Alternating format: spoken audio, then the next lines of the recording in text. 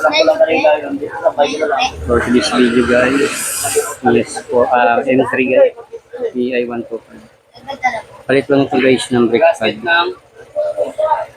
Side. Side. Ito lang. Pag ano ko pa palit ang flat lining.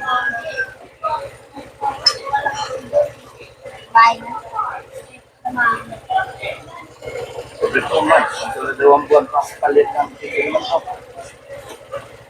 Trabaho ano lang, trabaho bahay lang, hindi na ano. Oh. Hindi ko mas. Kaya ano lang ito kasi pag umuwi ako ng Quezon. Dinadala mo. Kinsho wheel talaga yung pagbalik talaga yung kinsho wheel. Bali matilang ka ng gas, yan ang langit. Food na talaga guys yung guys. Sama ko, dinachinik nila sa tuyuan siya. Hala, ano yan, baba talaga yun. Basta ng tuyuan yan, baba yan.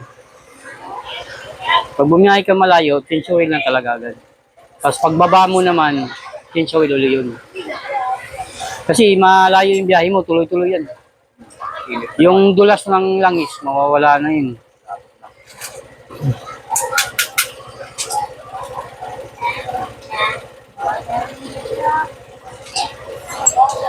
Talagang bakal na hindi. Ano nyo guys, bakal na.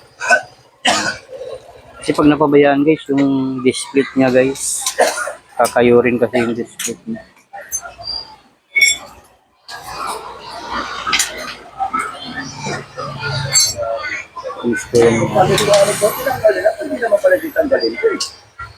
Di baka yung ano niya, baka yung tornilyo niya kasi maiksi, hindi abot. Pagka nagsawa ka ng sa top box, balik mo lang yun.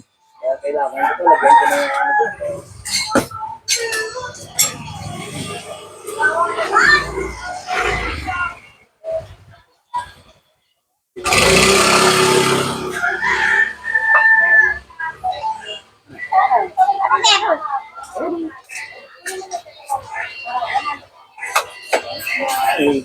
Luwag na.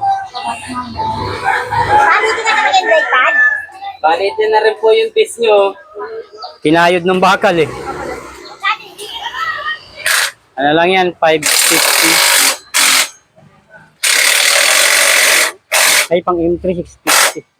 650 sa M3. 50.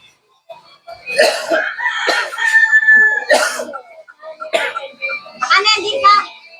Pwede pa naman, di ba? Ayos yun. Hindi na yan. Sweet. Kaya, Saan mo yung nabili mo ito? wait lang.